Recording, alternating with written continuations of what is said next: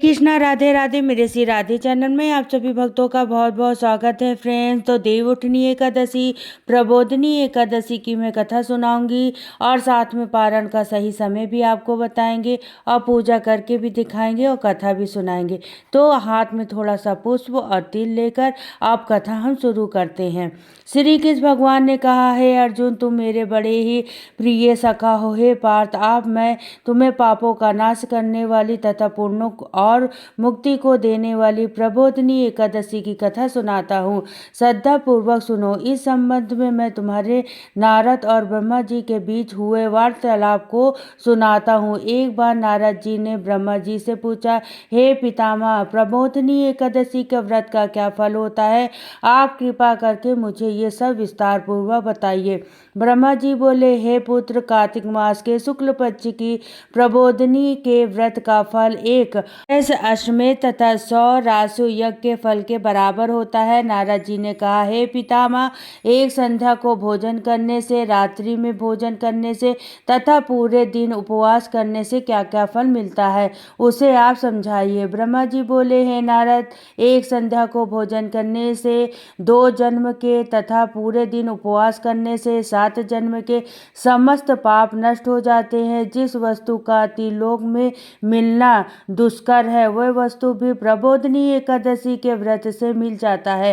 प्रबोधनी एकादशी के व्रत के प्रभाव से बड़े भी क्षण मात्र में ही नष्ट हो जाते हैं। पूर्व जन्म के किए हुए अनेक बुरे कर्मों को प्रबोधनी एकादशी का व्रत क्षण भर में नष्ट कर देता है। जो मनुष्य अपने स्वभाव अनुसार प्रबोधनी एकादशी का विधि पूर्वक व्रत करता है, उन्हें पूर्ण फल की प्राप्ति होती है। हे पुत्र, जो मनुष्य श्रद्धा पूर्वक इस दिन थोड़े भी पुण्य करता है, उसका वह पुण्य पर्वत के समान अटल हो जाता है। जो मनुष्य हृदय के अंदर ही ऐसे ध्यान करता है कि प्रबोधनी एकादशी का व्रत करूंगा, उसके 100 जन्म के पाप नष्ट हो जाते हैं। जो मनुष्य प्रबोधनी एकादशी को रात्रि जागरण करता है, उसकी बीती हुई तथा अन्न वाली 10 पीढ़ियां विष्णु लोक में जाकर वास करती है और नरक में अनेक दुख को भोगते हुए उसे पितृ विष्णु लोक में जाकर सुख भोगते हैं। हे पुत्र,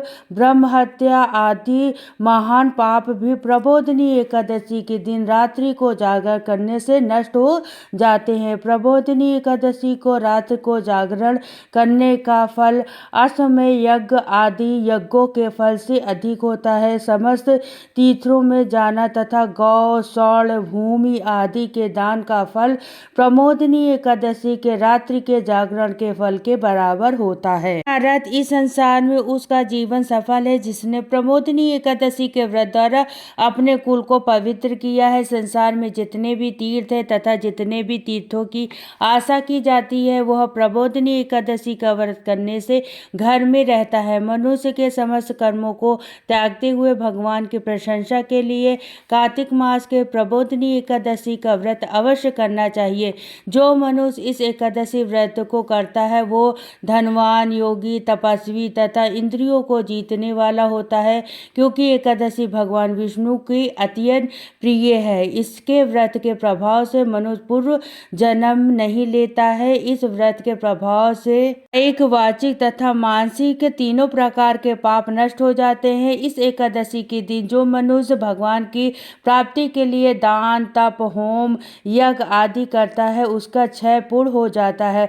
प्रबोधनी एकादशी के दिन भगवान की पूजा करने से बाल, यौवन और वृद्धावस्था के समस्त पाप नष्ट हो जाते हैं।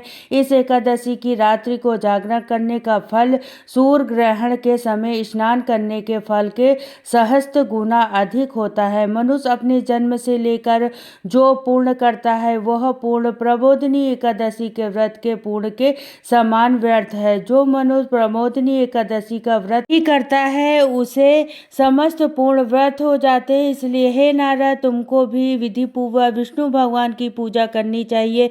जो मनुष्य कार्तिक मास में धर्मपरायण होकर अन्य व्यक्तियों का अन्न नहीं खाते, उन्हें चंद्रयान व्रत का फल मिलता है। कार्तिक मास में भगवान दान आदि से उतने प्रसन्न नहीं होते जितने कि शास्त्रों की कथा सुनने से प्रसन्न होते हैं। कार्तिक मास में जो मनुष्य भगवान की कथा को थोड़ा बहुत पढ़ते हैं या सुनते हैं उन्हें 100 गायों के दान का फल मिलता है।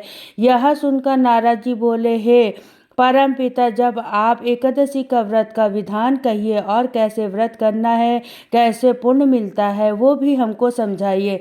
ब्रह्मा जी ने बोला, हे नारद, इस एकादशी के दिन मनुष्य को ब्रह्म मुहूर्त में उठना चाहिए और स्नान आदि से नियमित होकर व्रत का संकल्प करना चाहिए। उस समय भगवान के विनय करना चाहिए कि हे भगवान, आज मैं निराहार रहूँगा और दूसरे दिन भोजन करूँगा, इसलिए आप मेरी रक्षा करें। इस प्रकार विनय करके भगवान की पूजा करनी चाहिए और व्रत आरंभ करना चाहिए। उसे रात्रि को भगवान के समीप गीत नृत्य बजाए तथा कीर्तन करते हुए रात्रि व्याप्त करना चाहिए। प्रबोधिनी एकादशी के दिन कुट पलायन को त्याग कर बहुत से पुष्प, अगर धूप आदि से भगवान की आराधना करनी चाहिए। शंख के जल से भगवान को अर्घ्य देना चाहिए। इसका फल तीर्थ दान आदि से करोड़ गुना अधिक होता है। जो मनुष्य से पुष्प से भगवान की पूजा करता है उसके समान इंद्र भी हाथ जोड़ते हैं। कार्तिक मास में जो बेलपत्र से भगवान की पूजा करता है उसे 10,000 जन्मों के समस्त पाप नष्ट हो जाते हैं। जो मनुष्य इस माह में श्री तुलसी जी के दर्शन करते हैं या छूते हैं या ध्यान करते हैं या कीर्तन करते हैं या रोपण करते हैं अथवा सेवा करते हैं, वो 1000 कोटि युक्त तथा भगवान के घर में रहते हैं। जो मनुष्य तुलसी का पेड़ लगाते हैं उनके कुटुंब में जो पैदा होते हैं वो प्रबल के अंत तक विष्णु लोक में रहते हैं। जो मनुष्य की कदम पुष्प से पूजा करते हैं वो यमराज के दुख को नहीं पाते हैं। समस्त मनोकामनाओं को पूरा करते वाले भगवान कदम पुष्प को देखकर अत्यंत प्रसन्न होते हैं। यदि उनके कदम पुष्प से पूजा की जाए तो फिर बात ही क्या है। जो गुलाब के पुष्प से भगवान की पूजा करते हैं उन्हें मुक्ति मिलती है। जो मनुष्य बैकुल और अशोक के फूल से भगवान की पूजन करते हैं वे अंत काल तक शोक से रहित हो जाते हैं। जो मनुष्य विष्णु भगवान के सफेद और लाल कनेर के पुष्प की पूजा करते हैं उन पर भगवान अत्यंत प्रसन्न होते हैं। जो मनुष्य विष्णु भगवान को दूर्वा दल से पूजा करते हैं वो पूजा के फल के 100 गुना फल अधिक पाते हैं। जो भगवान को समी पत्र से पूजा करते हैं वो भयंकर यमराज के मार्ग को सरलता से पार कर जाते हैं। जो मनुष्य चंपा पुष्प से भगवान विष्णु की पूजा करते हैं वह गबन के चक्र से छूट जाते हैं। जो मनुष्य स्वर्ण का बना हुआ केतकी पुष्प भगवान पर चढ़ाते हैं उनके करोड़ों जन्मों के पाप नष्ट हो जाते हैं। जो पीले तथा रक्त वर्ण कमल से सुगंधित पुष्पों से भगवान की पूजा करते हैं उन्हें श्वेत दीप के स्थान मिलते हैं। इस प्रकार रात्रि में भगवान की पूजा करके प्रातः काल शुद्ध जल से नदी में स्नान करना चाहिए। स्नान करने से पश्चात भगवान की प्रार्थना करते हुए घर आकर भगवान का पूजन करना चाहिए। इसके बाद ब्राह्मणों को भोजन कराना चाहिए और दक्षिणा देकर सम्मान सहित उन्हें विदा करना चाहिए। इसके उपरांत गुरु जी की पूजा करनी चाहिए और ब्राह्मण को दक्षिणा देकर नियम को छोड़ना चाहिए। जो मनुष्य रात्रि स्नान करता है उन्हें दही और शहद दान करना चाहिए। जो मनुष्य फल की आशा करता है उन्हें फल दान करना चाहिए। तेल की जगह घी और घी की जगह दूध और अन्नों में चावल दान करना चाहिए। जो मनुष्य इस व्रत में भूमि शयन करता है उन सब वस्तुएं सहित शयन दान करना चाहिए। जो मौन धारण करता है उन्हें वर्ण सहित तिल दान करना चाहिए। जो मनुष्य कार्तिक मास में नहर धारण नहीं करता उसे ऊपर नहर दान करना चाहिए। जो इस मास में नमक त्याग करता है उन्हें शक्कर दान करना चाहिए। जो मनुष्य नित्य प्रति देव मंदिर में दीप जलाते हैं उन्हें स्वर्ण तथा तांबे के दीप के घी और बाती सहित दान करना चाहिए। जो मनुष्य